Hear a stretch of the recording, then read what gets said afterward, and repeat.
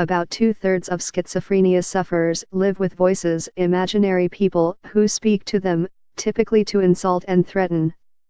It is a horrible and distressing condition, Craig said. gstockstudio/istock.com via AFP. You're rubbish, you're rubbish. You're a waste of space.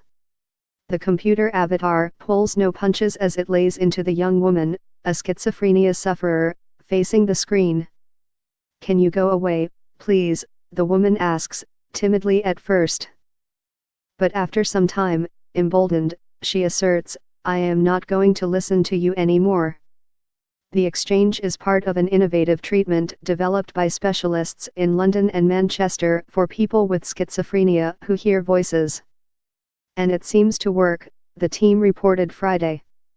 Of 75 people who underwent avatar therapy in a 3-month trial, 7 completely stopped hearing their voices, according to the authors of a study published in The Lancet Psychiatry.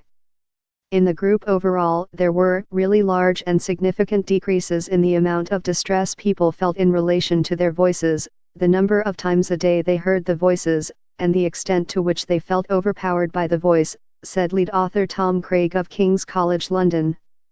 In a comparison group of 75 patients who received counseling instead of avatar therapy, 2 said their hallucinations had stopped, the team found. All the participants continued taking their medication throughout the trial. About 2/3 of schizophrenia sufferers live with voices, imaginary people who speak to them, typically to insult and threaten. It is a horrible and distressing condition, Craig said. Most experience the voice as dominant, even omnipotent, and feel inferior and powerless in comparison. For most, drugs reduce the symptoms, but about 1 in 4 continue hearing voices, said the study. More in control, the new treatment helps schizophrenia sufferers confront these disembodied scolds, and learn to dominate them. All 150 participants had experienced persistent and distressing hallucinations for between 1 to 20 years, despite taking antipsychotic medication. On average, they lived with 3 or 4 distinct voices each.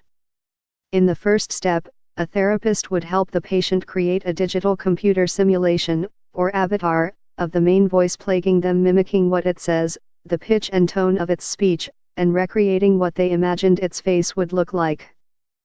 Over 6 50-minute sessions, the patient then confronts their tormentor, materialized on screen, guided by their therapist.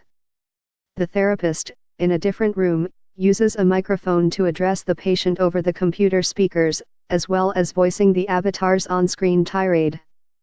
In a video demonstrating the method, Craig counsels a woman as she talks to her avatar. As she asks, "Can you go away, please?" Craig's voice advises, "That's good, Lauren, that's good, but can you try and make it a bit stronger for me?